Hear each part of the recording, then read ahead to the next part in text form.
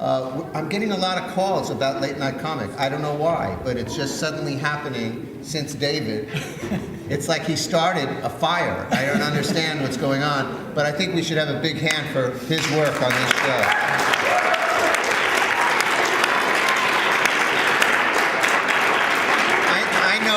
I know everybody in this audience by name now, so that's Claudia, and she has a question for me, yes? Are you going to incorporate suggestions into any future productions?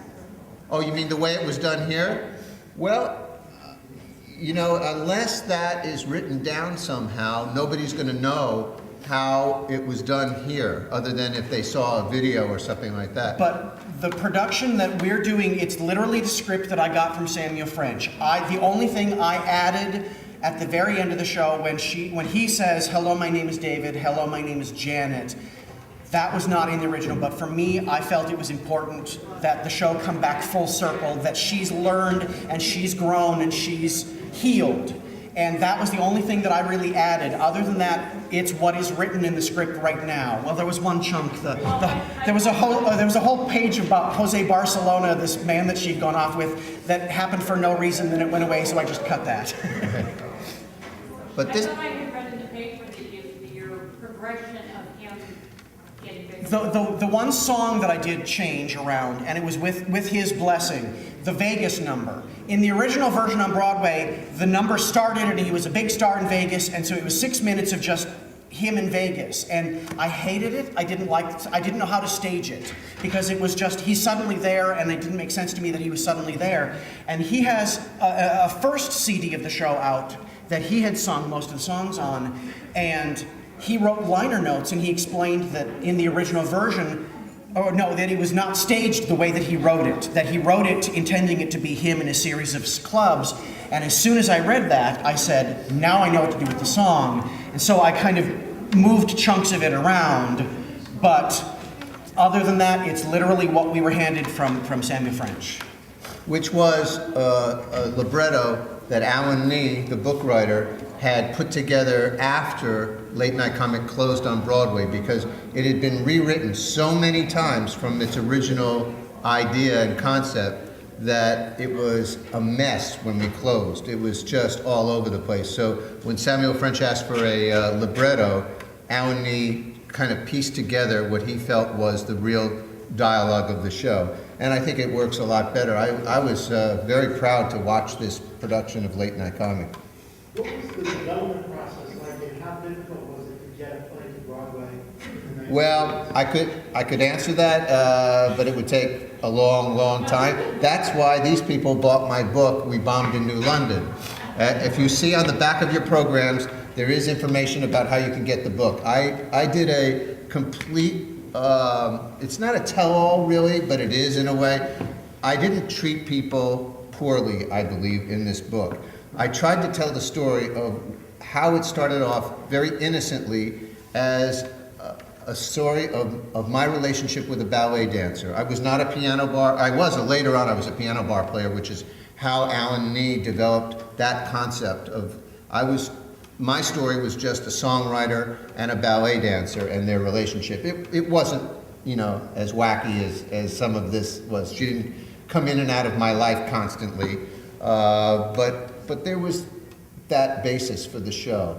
And I tried to write the book as honestly as possible. I wrote the book it took 17 years to get it published. That's how long, because theater books are notorious for not selling well. And that's the unfortunate part of when you do anything like this. Broadway, this is a very limited market. All of you here tonight, I didn't see anybody in those things tonight. It's mainly for sightlines. So oh, okay. Oh, I see. But, it's a limited audience. Theater is not as big as everybody thinks it is. There's a lot bigger fields in this country than musical theater.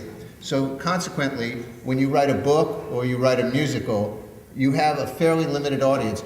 Stephen Sondheim shows, most of the time, don't make back their money. Usually, I guess, when they do road companies, it starts to make back its money. But on its Broadway run, it loses money because there just are not enough people that come to see Broadway shows, unless it's something like Phantom of the Opera, I guess, something that lasts a very, very long time. But most shows, if they're lucky, they last a year. Yeah, but for the most part, they don't even last that long, like my show. But, you know, it made it to Broadway, and as I say, I wrote this book to be honest about how things happened. It was a long process from my relationship with the dancer was in the 70s. The Broadway show debuted in 1987. So it was 11 years after that relationship broke up. But I had been writing songs consistently for this show. Some of these songs go back to when I was 20 years old. And I'm only 22 now. So, you know, it's incredible when I see the best in the business performed on stage, and I recall that I wrote that song under another title when I was only 20 years old.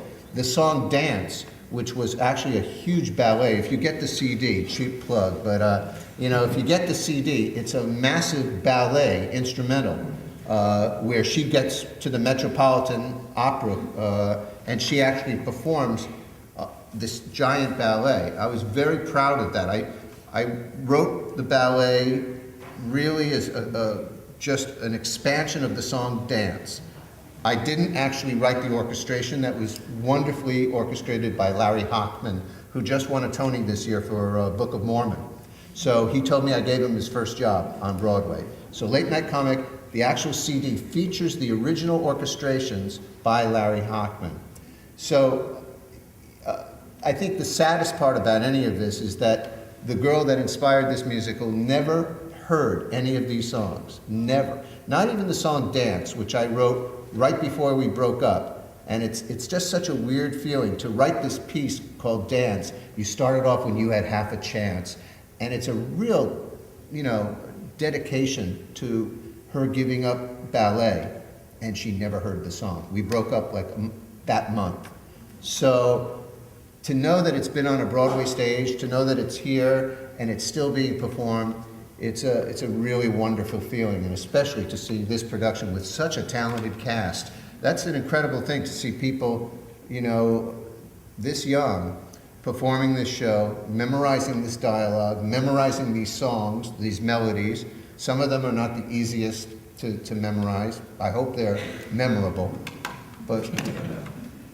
The saddest thing in the book is for me, the very last thing, because he writes a postscript of various people that he talks about, and the very last thing is Janet. Not only she's never heard any of this, but he's tried sending her the CD or the album, and they're always returned to him. And it's for me, that's really the heartbreaker at the end of the whole ordeal. You know, it's not that I would want to, that I'm trying to say that I'm trying to stalk her, or, although I have been known for some things like that nature, but, you know, and it's not that I would want to get back with her. It's just that when you write something this mammoth for somebody, or about somebody, and they never hear it, and and you know, she's married and has kids, and they're grown kids now. Actually, I think they're the age of the people in this show. And in fact, closing night is her birthday, strangely enough, here. And it's not that I would want anything more than just having her see what this has turned into. That, hey, look, we had this relationship in our 20s, and here we are in our and it's being performed on a stage. You would want to be able to get some acknowledgement. Paul Schaefer, I told this story earlier, Paul Schaefer, who's on the album of Late Night Comic as a guest, he does the Best in the Business, is one of the people doing Best in the Business. I had told him when the show hit Broadway, he came to see the Broadway show and loved it, and loved the songs. And I knew that he loved it because one night on David Letterman, Gabriella Sabatini, the tennis player, was brought on with the song Gabrielle out of nowhere. The only way I knew that it was ever on the show was that I received a check for $250 from ASCAP for that song. But the funny story is that Paul Schaefer tells, and it is true, I met him at the Russian Tea Room in New York and invited him to see the Broadway show. And I had told him that the girl that I wrote it about never came to see the show. She said she was too busy and that she was married and had kids. So to this day, when he was recording the album with me, he says, "I'll never forget that you told me that bitch never showed up at the show. I can't believe, what a bitch, what a..." Do you have a question? So how did you get into this? Why did you Well, he's my lover, I'm sorry. know the show? This show has had this weird echo in my life. I'm originally from Minnesota, and I was working at a big music company in Minneapolis called Schmidt Music. And I beg your pardon? And That's what they said about my songs that night on opening night. Read the reviews. They sell vocal selections and many things, and I found the vocal selections in the store one day, and I collect every theater music that I can find. So I bought them and saying, "Oh, I don't know what this is," took it home and played it, and the first song was Gabrielle. I went, "Oh, that's sweet," and then the next song was Claire's Dancing School. That's sweet, Late Night Comic, and then it got to It Had to Happen Sometime, and that song has stuck in my head since, I think it was 1990. And every couple of years, something would just land in my lap. The CD came out, and DC and I had just started, I think, going to, yeah, some of you know DC. And the CD lands in my lap, and I'm like, this weird show that I have never heard of, and every so often, it would just pop into my life again. So last August, I was trying to figure out what I was going to do here. And the weirdest things would happen. Like, I know I had the script, and I'd never read it, but the script suddenly appeared on my desk. I didn't pull it out, but it's there. And I'm like, oh, yeah, fine. And then the vocal selections would find their way out. And it was finally like I had to scream at the heavens, "All right, I'll read the damn show, leave me alone." And I had read the book, so I knew what had happened to it. So I had I thought I knew what it would be. I thought it was going to be this mess of a script. And when I read it, I realized it's not. And I realized that there was this sweet, really intense love story in there. And I was sitting up there when I read it, and I sent him an email like an hour after I read it and said, "I have some questions," and sent like 10 questions. And 5 minutes later, I get an email back saying, "There's too many questions, here's my phone number, call me." And I'm sitting up in the light booth going, "I'm talking to a Broadway composer, what?" And we talked through various things, and one of the questions was about the orchestrations, which I can tell that mess of a story as well of what happened here with those. But then I asked him the question that really set it all in motion, because I said, "Do you know if there's ever been a Maryland production? Because if there's not, I could use the Maryland premiere as a selling point." And he said, "Not only has there never been a Maryland production, it's never been done anywhere." And I knew right then and there. I didn't tell him, but I knew before I hung up the phone, I had to do this show. I had to bring this thing back to life. Even if it's only for 3 performances and only in Frederick, Maryland, I had to let people see that just because a show failed in New York, it does not deserve to be known. And that's really what happened. And thank all of you for taking a chance on a musical that you don't know, because every theater in the world, every community theater, every college, I will say, "Why don't you do this show or this show?" We can't do it because nobody knows it. And I say, nobody knows it because you don't do it. But audiences won't buy tickets. Mass audiences won't buy tickets to shows they don't know. So the fact that you all did warms the cockles of my heart more than I can begin to tell you. Thank you for taking a chance. You got another question? One more thing. Okay. I'm an old guy. Well, What's he gonna do, sing? This seems more to me like a Broadway musical than Jekyll and Hyde. That's why I like it. well, thank you. Thanks. Thank you. It was written in that tradition.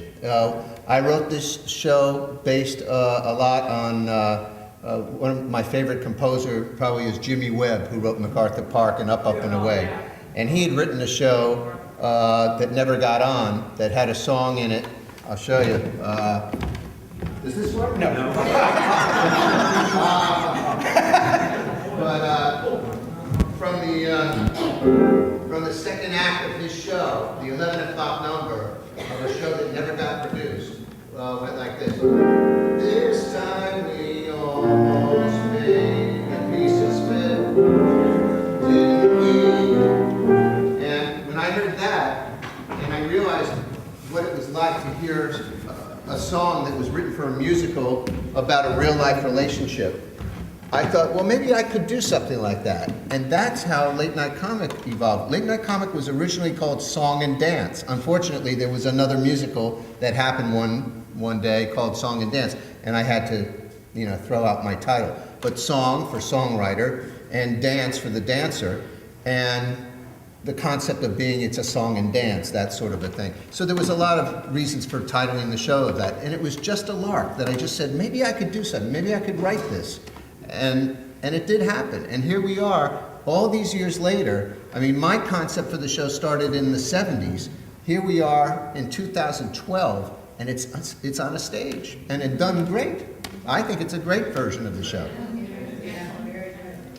title of your book, you said we bombed in New London. Is that a real place? Yes, New London, Connecticut is where we... That's where I grew up. You grew up in New London, Connecticut? Well, it was done at the Guard Theater. Yeah. And the Guard Theater is where it premiered. And that's where it started. So then it came to New York City, to Manhattan, at the Ritz Theater, which is now the Walter Kerr. And I have to go by that theater all the time. But I just want to say one last thing here. I don't want to bore you with all this stuff here, but it is so touching to me. I mean, I didn't realize how emotional this could get for me. I wish I had had more Kleenex in my pocket, I'll tell you that. But it's sort of like losing a child to me. I mean, I know anybody who's lost a child, they're going to say, don't say that. But to me, it's like losing a child, because my child died in 1987.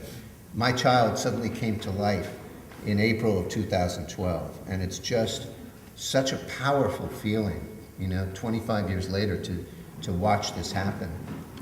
You have to understand what happened. I want to just describe what happened at the end of the show when it was on Broadway. In the last scene, it was such a shambles between the first director and then the second director being brought in literally like 2 weeks before opening. He had no chance to fix it. The audience, by the time she came back to him in the end, were openly, derisively laughing and making comments to the actors on stage at how ridiculous David was for taking her back. That's the atmosphere that this show devolved into. And again, as I said in the article, not due to the material, it's just the director. As I said in the director's notes, it was like he was making every decision he could make wrong to drive this show onto the rocks. And I just wanted to steer it a little way back. Well, and you did. And one thing, there are a couple of things that have to do with this production, too. What you'll read about in my book is the original orchestrations from my show were stolen. The night that we closed on Broadway, somebody lifted the orchestrations out of the pit and went off with them. So I've never had the book of orchestrations. Consequently, when this show was given to David to do, he didn't have the orchestrations. Therefore, you heard it with just a piano. And I got to compliment Jonas for doing such a great job.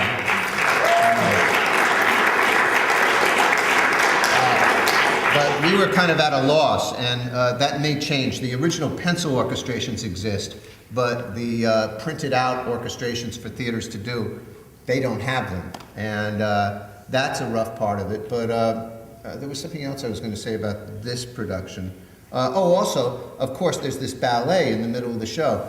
I think it was wonderful how everything was staged here, knowing that they had a limited situation here with how to address this show, how to get this show to be close to what it was supposed to be. And I think they did a phenomenal job being able to work with people and situations and staging this show that was really originally done for Broadway with a much bigger orchestra And, I mean, drums. 30 turntables. Yeah, turntable. But, you know, I think the sets were great. The scenery here was great. It all worked fine. The costumes, everything was fine. You know, it was interesting for me to see it work with a limited, you know, I mean, it was more like I was playing the songs on the piano in my living room, and it worked because I think if you write, this show was written honestly. There were no songs in this show that were fake songs that were written because, oh, I'm writing a Broadway show. Most of these songs came out from my heart, and they were real. The songs, the lyrics in the songs were real situations. So I felt as though it was being able to come through this piano version of the show, not a bad situation. Even Larry Hochman, the orchestrator, when I told him it was being done without his arrangements, he says, well, you know, your songs have an intimacy, and I think that maybe quite a few of them could work just with a piano. And I think it's probably true. Good, thank you. You're welcome. Thank you. Again, thank you all for coming. Thank you for taking a chance. Tell your friends. I want this to sell as many as I possibly can, not just for the money, but I want people to experience. Oh, I want the money. I want them to experience the honesty that is this show, and I can't thank you all enough. And thank you. Thank you.